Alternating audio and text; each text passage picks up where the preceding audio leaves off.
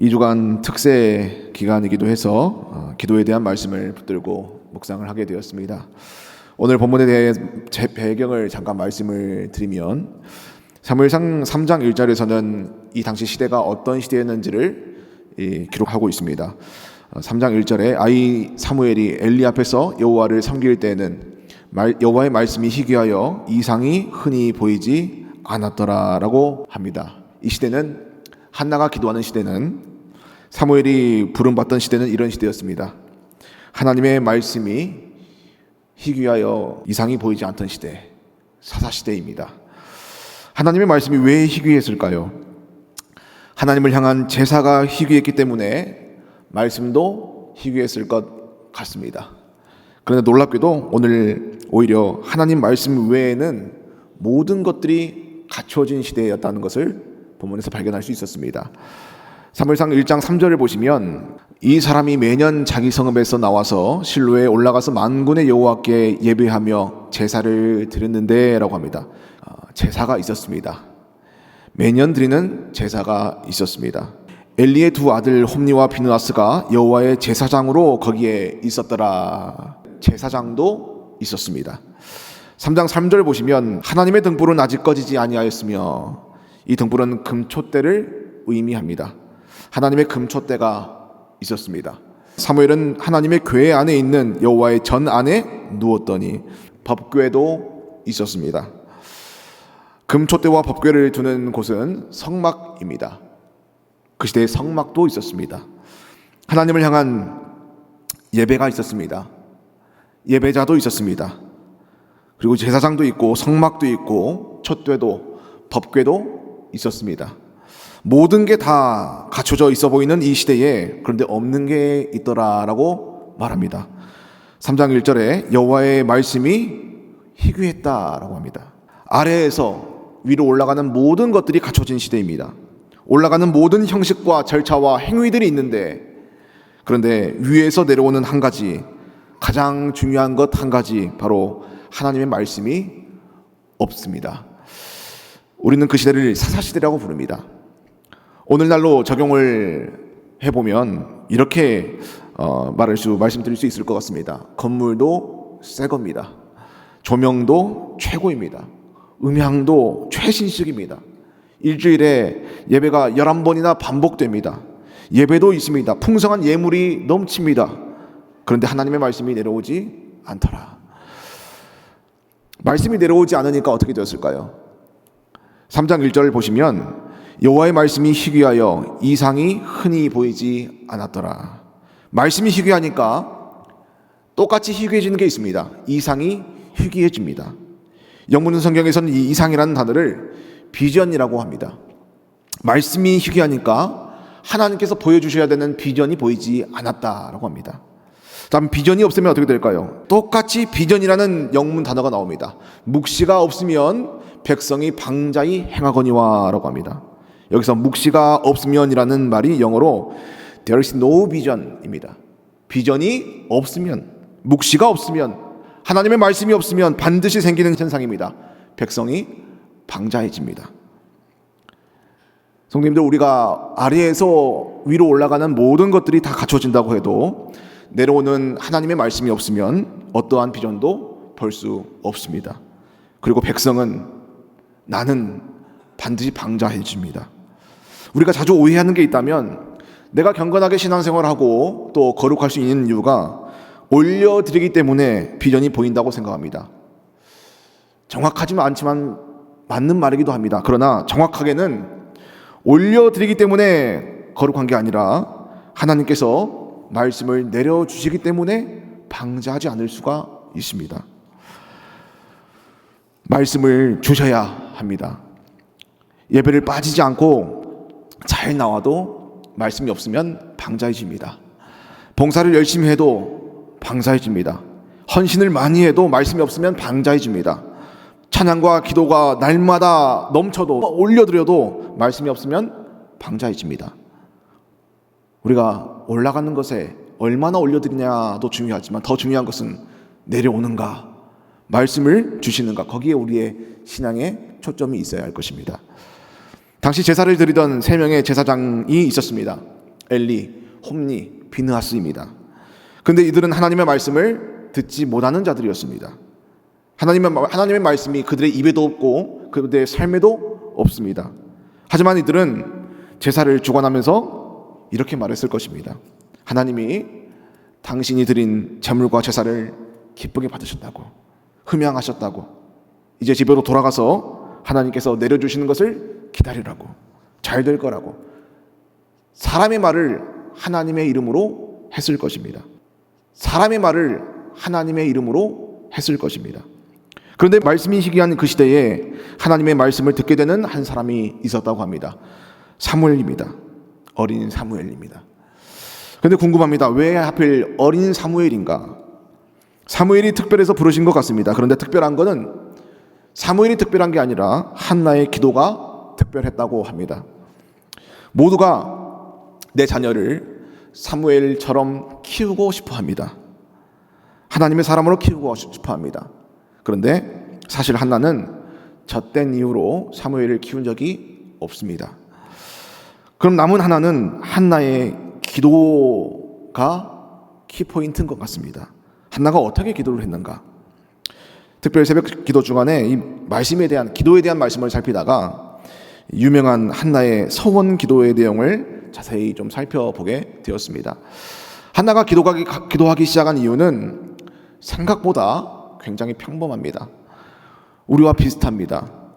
자신이 만난 문제 때문에 한나가 기도를 하기 시작했습니다. 사무엘상 1장 6절 보시면 브릿나가 그래서 그는 한나입니다. 그를 심히 격분하게 하여 괴롭게 하더라. 또 7절입니다. 브릿나가 그를 격분시킴으로. 10절입니다. 한나가 마음이 괴로워서 여호와께 기도하고 통곡하여 라고 합니다. 분명합니다.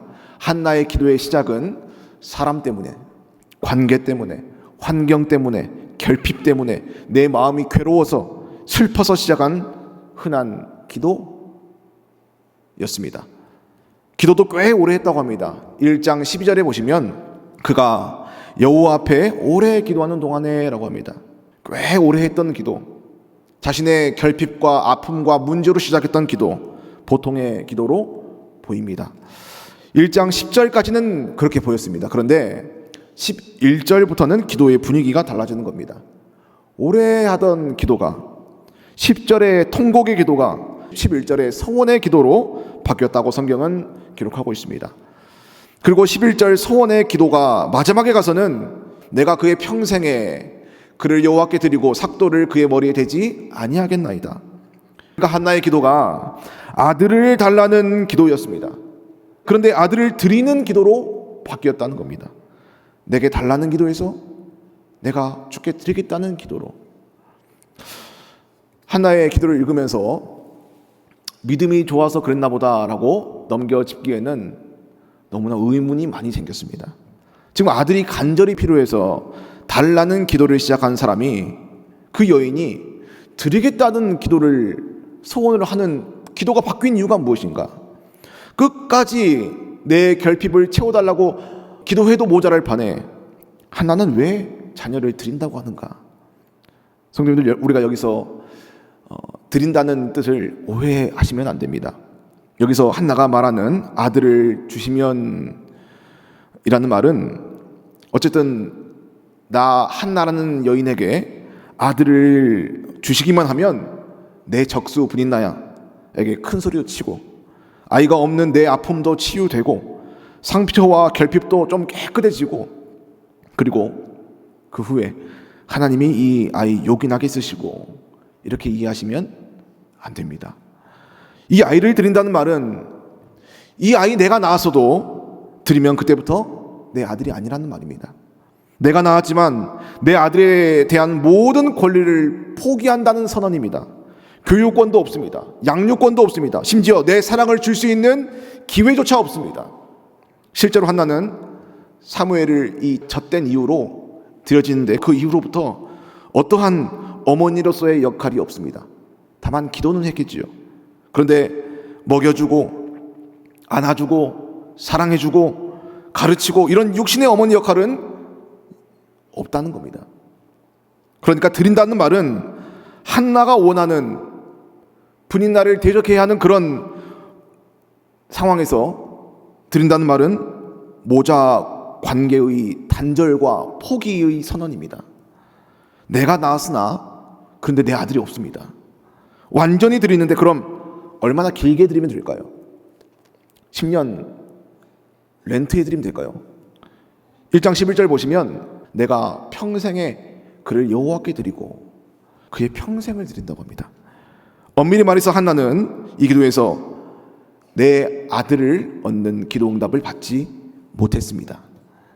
아들을 드린다는 게 이해가 가십니까? 드린다는 건 그런 겁니다. 내 것인지 아닌 겁니다.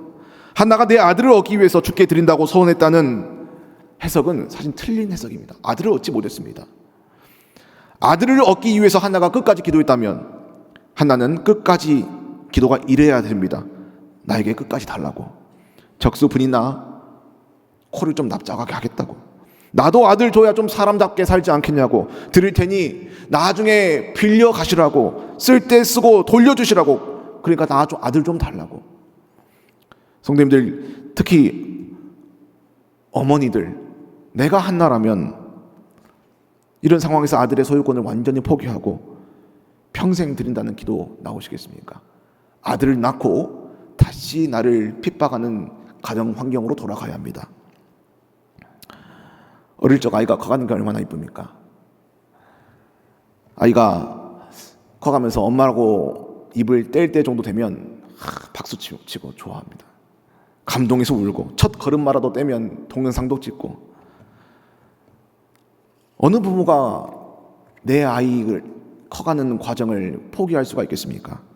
그런데 아이를 드리면요, 그거 볼 수 없습니다. 실제 그래서 저는 이제 아버지 입장이니까 어머니 되신 분들한테 좀 여쭤봤습니다. 그럴 수 있냐고, 가능하시겠냐고. 하나같이 못하겠다고 하시더라고요. 그런데 어떻게 한나 입에서, 어머니 입에서 드린다는 말이 나올 수가 있는가? 그럴 수 있었던 이유를 먼저 살펴보기 전에 한나의 기도 내용부터 좀 자세히 살펴보고 가도록 하겠습니다. 1장 11절에 보시면 삭도를 그의 머리에 대지 아니하겠나이다 합니다. 보니까 한나가 단순히 아들을 드리기만 합니다라고 하고 끝난 게 아니었습니다.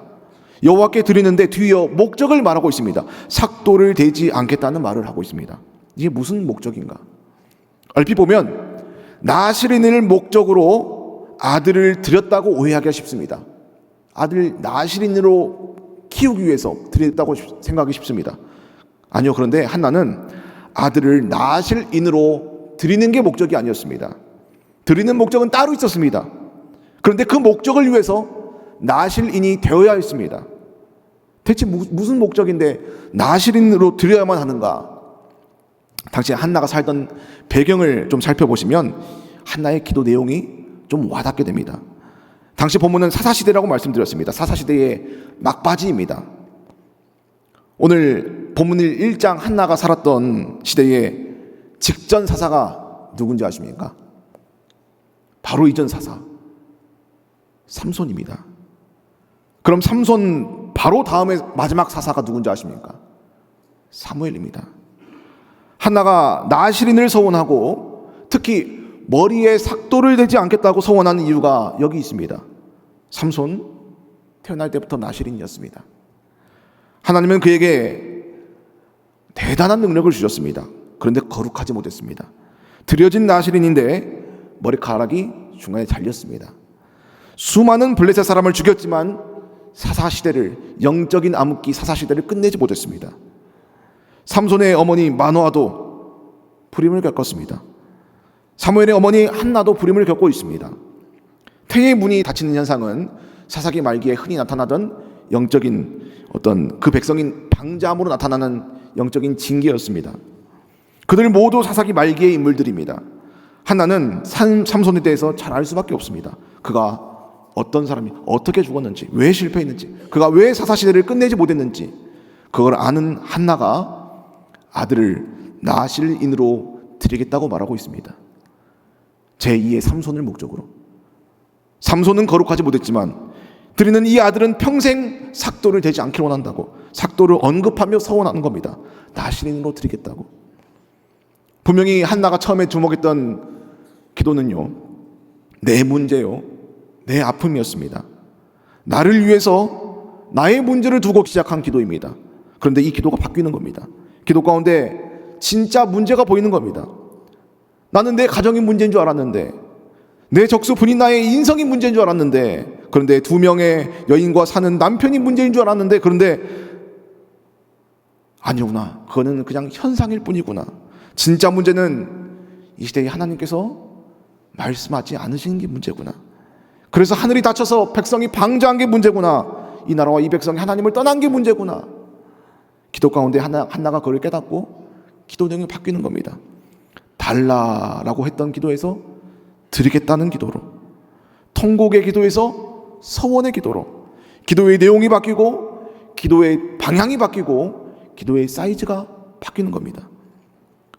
나의 구원이 어디 있는가? 내 문제의 해결이 어디 있는가? 아들 하나 낳아서 위로받는 데 있지 않구나. 하나님의 말씀이 있어야 되는구나. 하나님께서 이 시대에 다시 말씀하셔야 되는구나. 말씀을 듣고 행하는 사사가 있어야 되는구나. 하나님의 도구가 필요하는구나. 우리가 이 한나의 기도를 다시 보기를 원합니다.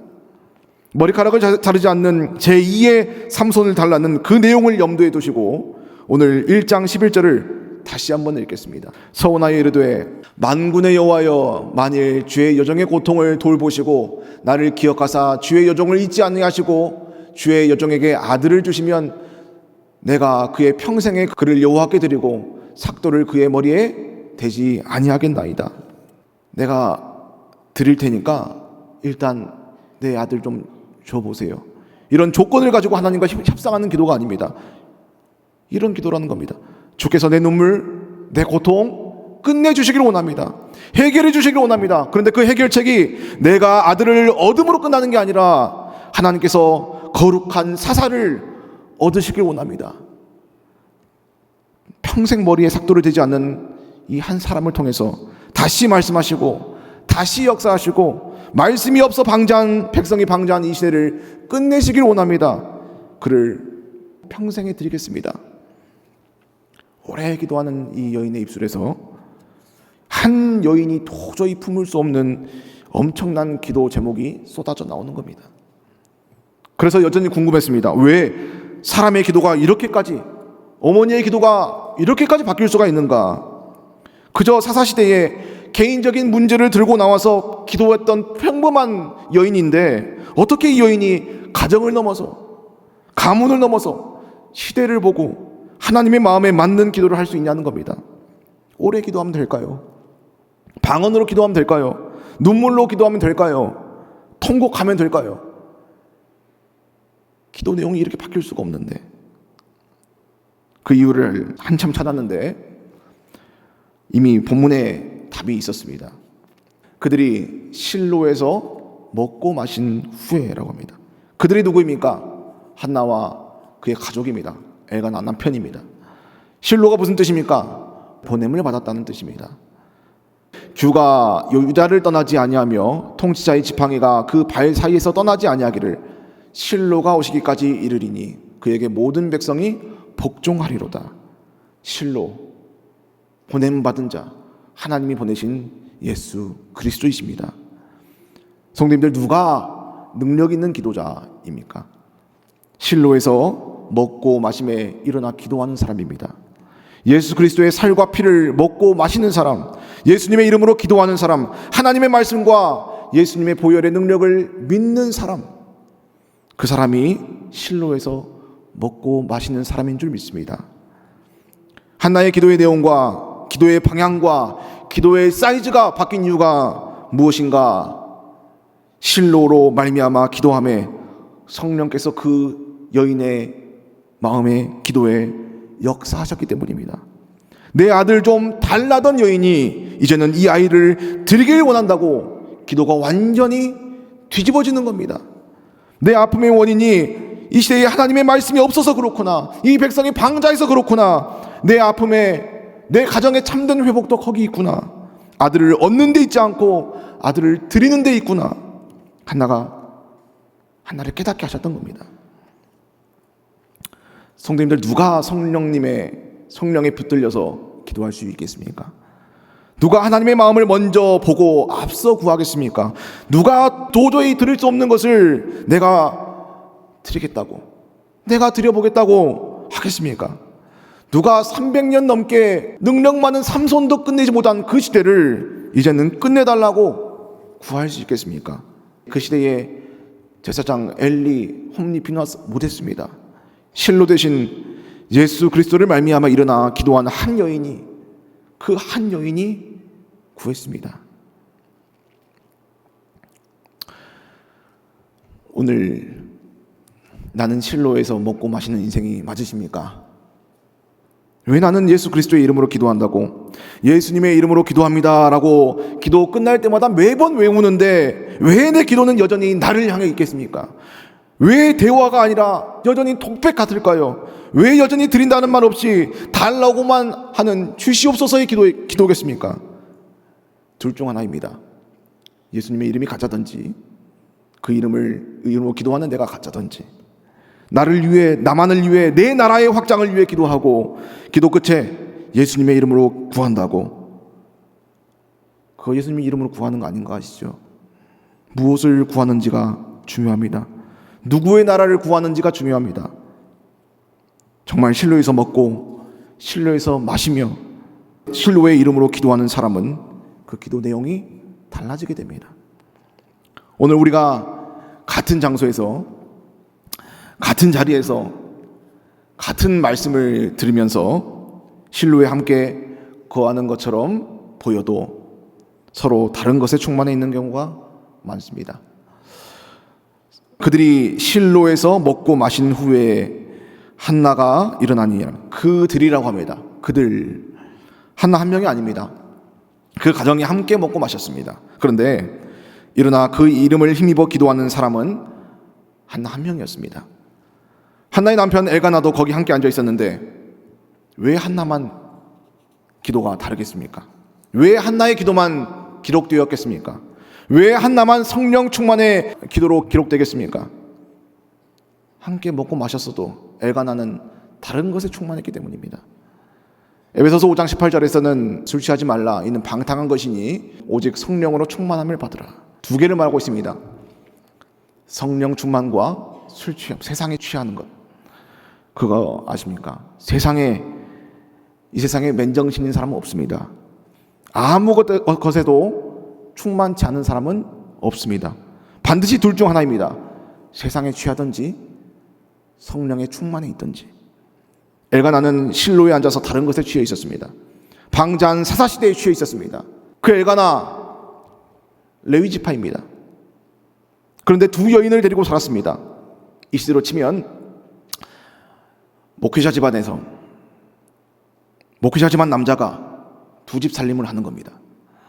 그런데 제사는 그렇게 잘 드린대요. 실로에서 먹고 잘 마신대요. 그 남자 그렇게 신실해 보인대요. 그 남자의 삶에 예배가 있대요. 그런데 세상에 취해 있대요. 놀랍습니다. 오늘 우리도 함께 실로에 앉아 먹고 마시는 현장이 있습니다. 말씀을 함께 듣습니다. 그들이라고 합니다.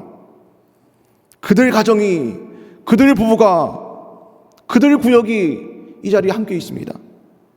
함께 실로에서 먹고 마시는 것처럼 보입니다. 그런데 각자 취해 있는 건 다르다는 겁니다. 실로에서 먹고 마셨다면, 우리가 이 시간 그랬다면 성령의 충만함을 받아야 할 줄 믿습니다. 세상에 충만한 사람도요, 그런데 뜨겁게 기도할 수 있습니다. 욕심에 충만한 사람도 오래 기도할 수 있습니다. 술에 취한 인생도 자신이 원하는 것을 구할 수 있습니다. 하지만 말 못하는 게 있습니다. 바로 전부 드리겠다는 말은 못합니다. 그 말은, 드리겠다는 말은 성령 충만해야 할 수 있는 말입니다. 성도님들, 우리가 한번 생각해 보시기 바랍니다. 한나가 성령 충만이 아니라 자신의 문제에 취해서, 자신의 아픔과 상처에 취해서 아들 낳고 드리지 않고 자신이 사무엘을 키웠다면 나를 격분시키던 그 적수 분인나가 언니 아들 낳았으니까 한 남자 붙들고 우리 셋이서 행복하자 그랬을까요? 갈등이 더 심해졌으면 심해졌죠. 우리가 어떤 기도를 해야겠습니까? 우리가 성령 충만하여 오늘 이 시대에 하나님께서 우리에게 어떤 기도를 원하시는지 우리가 깨닫기 원합니다. 하나님의 말씀이 없으면 백성이 방자합니다. 하나님의 말씀이 없으면 레위인도 첩을 줍니다. 하나님의 말씀이 없으면 가정도, 교회도, 나라도, 민족도 방자해집니다. 오늘 우리가 이 말씀을 통해서 우리의 기도가, 우리의 기도의 내용이, 우리의 기도의 방향이, 우리 기도의 사이즈가 역전되길 원합니다. 정말 우리에게 이런 기도가 있어야 되지 않겠습니까? 하나님, 이 시대의 말씀이 너무나 희귀합니다. 비전이 보이지 않습니다. 이상도 보이지 않습니다. 이 나라와 이 백성이 너무나도 방자합니다. 주여, 내가 드려지길 원하오니 드려진 인생을 통해 주께서 말씀하여 주시옵소서. 이 땅에 말씀을 내려주시옵소서. 다시 말씀하여 주시옵소서. 이 시대에 하나님이 원하시는 기도는 드리겠다는 기도인 줄 믿습니다. 한나가 아들만 드린 것 같습니다. 그런데 아닙니다. 자기 자신도 먼저 드리지 않으면 아들을 드린다는 기도 절대 안 나옵니다. 자신을 드렸기 때문에 아들도 드린다는 소원을 할 수 있는 겁니다. 하나님은 드려진 이 여인을 통해서 그 아들 사무엘에게 하늘을 여시고 다시 말씀하시기 시작하셨습니다. 그리고 실제로 드려진 아들을 통해서 사사시대를 끝내셨습니다. 드려진 자를 통해서 비전을 보여주셨습니다. 드려진 자를 통해서 그 땅과 그 나라가 회복되기 시작했습니다. 그 이후로 하나님을 성경 최초로 사랑한다던 다윗도 등장합니다. 오늘 우리들의 기도가 주시옵소서를 넘어서 드리오니 쓰시옵소서의 기도가 되길 원합니다. 나를 드리오니 하나님 쓰시옵소서. 나의 자녀를 드리오니 쓰시옵소서. 하나님, 이 아들이, 이 딸이 하나님의 나라를 위해 크게 쓰임받기를 원한다고 내 가정을 쓰시옵소서.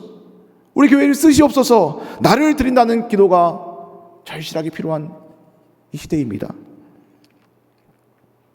그런데 일부만 드리지 않길 원합니다. 하나님 90%, 나 10%, 아니면 하나님 99%, 나 1%. 지분 싸움하는 사람, 그 사람 드려진 사람 아닙니다. 방자한 사람입니다. 전부 드리지 못해서 은근히 타협했던 삼손, 그렇게 큰 능력 받고도 머리가 밀리고 두 눈이 뽑혔습니다. 하나님께서 내 가정을 향해, 내 자녀를 향해, 우리 교회를 향해 크고 놀라우신 일을 준비하셨는데, 하나님은 더 크게 역사하시길 원하는데, 더 뜨겁게 역사하시길 원하는데, 말씀하시길 원하는데 본전을 생각하는 겁니다. 그래도 내 건데, 내 인생인데, 내 아들인데, 내 물질인데, 내 시간인데 다 드리긴 아까운데, 빌려는 드리겠는데 이걸 어떻게 해서 어떻게 아까워서 다 드리나. 하나님은 크게 쓰시겠다고 하는데 자꾸 내가 이러는 겁니다. 괜찮다고, 이 정도면 딱 좋다고, 나 작으니까 작은 거 달라고. 하나님 말씀 없는 인생도 살만하더라고. 하나님은요, 한나와 사무엘의 능력을 보고 그들의 능력에 맞는 일을 시키시지 않았습니다. 그들에게는 전혀 사사기를 끝낼 능력이 없었습니다. 한나가 자신에게 맞는 능력을 구하지 않았습니다. 하나님이 하시고자 하는 일을 보고 전부 드렸습니다. 그러니까 하나님은 정말로 그만한 능력을 허락하셨다는 겁니다. 나는 너를 애굽 땅에서 인도해낸 여호와 내 하나님이니 내 입을 크게 열라 내가 채우리라. 저의 기도가, 또 우리들의 기도가 내 능력에 맞는 사이즈를 달라고 구하지 않고 하나님이 원하시는 것을 보고 하나님이 원하시는 사역을 보고 그 능력을 구하시길 바랍니다. 묵상을 하다가 물건에 대해서 좀 묵상을 해봤습니다. 세상에는 두 가지 종류의 물건이 있는 것 같습니다. 내 물건, 남의 물건. 내 물건은 특징이 있습니다. 편합니다. 남의 물건은 불편합니다. 하나님은 어떤 사람을 편하게 쓰시고 크게 쓰실까요? 전부 드려진 하나님의 사람입니다. 여기서 포인트는 전부 드려진입니다. 하나님이 왜 말도 잘 못 알아듣는 그 어린 사무엘을 왜 부르셨겠습니까? 전부 내 거라서 부르신 겁니다. 전부 드려진 사람이라서. 사무엘을 빨리도 부르셨지만 많이도 맡기셨다는 거 아시나요? 사사도 맡기셨고 제사장도 맡기셨고 선지자도 맡기셨습니다. 그 모든 역할을 사무엘 한 사람에게 맡기셨습니다. 전부 하나님에게 드려진 사람이라서.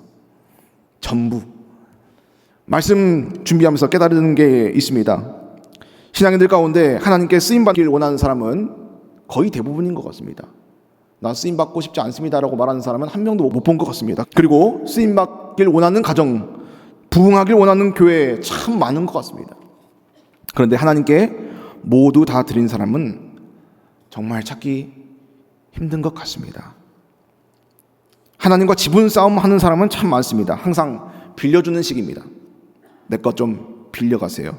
빌려가서 크게 쓰시고 불려서 돌려주세요. 전부 드린 거 아니거든요. 전부 드리지 않는 인생도 그런데 얼추 신앙생활 할 수 있을지도 모릅니다. 전부 드려지지 않는 교회도 얼추 존재할 수 있습니다. 그런데 하나님은 이렇게 평가하지 않으시겠습니까? 백성이 방자하다. 인생 참 방자하다. 너 참 방자하다. 이 말씀을 준비하면서 좀 두려웠습니다. 다 드리자고 말하는 나는 정말 하나님께 나를 다 드리고 있는가? 쉬는 날까지 드리고 있는가? 심지어 자는 시간까지 하나님께 드리는가? 내 남은 알량한 자존심, 고집, 욕심 들으셨는가? 내가 드리는 크고 작은 모든 결정까지 다 하나님이 기뻐하시는 그것대로 드려졌는가? 혹시 너 참 방자하다. 설교 그렇게 전하는 너부터 다 드린 인생이 아니잖아. 정작 너부터 나랑 몇 대 몇 지분 싸움 하고 있으면서 손해 안 보려고 하면서 다 드리라고 말씀 전하는 너 참 방자하다. 그렇게 평가하실까 정말 두려웠습니다. 오늘 본문의 결론은 두 가지입니다. 우리의 인생의 결론도 두 가지입니다. 전부 드려지든지 방자든지. 전부 드려진 인생, 전부 드려진 가정, 전부 드려진 교회든지 아니면 방자든지. 하나님 앞에 모든 것이 드려져서 하나님께서 편하게 부르시고 편하게 쓰시고 중요하게 쓰시는 저와 성도님들 되시길 바랍니다. 오늘 말씀은 사무엘의 시대에 예배를 위한 하나님을 향한 모든 것이 있었던 시대입니다. 그러나 올라가는 것은 있었으나 내려오는 것은 없던 시대입니다. 하나님이 사무엘을 부르시기 이전에 한나의 기도도 있었습니다. 실로에서 먹고 마심으로 일어나 기도했습니다. 그러자 그 기도가 하나님의 나라와 의를 위해 드리는 능력의 기도가 됐습니다. 주께 전부 드려지는 인생이 되길 원합니다. 특별 새벽 기도를 통해서 드려진 모든 자들을 통해 하나님께서 놀랍게 역사하시길 원합니다. 말씀 준비하면서 저도 나의 모든 것을 드려보겠다고 서원했습니다. 자녀들 위해서도 기도해야 됩니다. 그들 인생이 전부 하나님께 드려진 인생이 되도록, 전부 드려져서 하나님께서 편하게 쓰시는 자녀, 하나님이 중요하게 쓰시는 자녀 되도록 말씀 듣는 우리 모두가 전부 드려진 인생이 되어서 하나님께 붙들려 쓰임 받으시는 모든 성도님 되시길 주님의 이름으로 축원합니다. 기도하겠습니다. 하나님 아버지, 말씀이 희귀하여 백성이 방자하던 사사시대에 어린 사무엘을 통해서 다시 말씀하기 시작하셨음을 확인했습니다. 한나의 기도를 통해 그 시대를 고치시기 시작했던 것처럼 오늘 주께 전부 드리는 자의 기도를 통해 이 시대를 고쳐주시옵소서. 나의 전부를 드리겠다는 기도, 나의 평생을 드린다는 그 거룩한 고백이 말씀 듣는 우리들의 입술 가운데 고백되게 하여 주시옵소서. 하나님께 쪼개드리고 빌려드리는 방자함을 버리길 원합니다. 괴로울수록 드려지길 원합니다. 눈물 날수록 드려지길 원합니다. 내가 아플수록 드려지길 원합니다. 드려지는 모든 자들을 통해 하나님 말씀하시고 역사하여 주시옵소서. 다시 오실 우리 주 예수 그리스도 이름으로 기도하옵나이다. 아멘.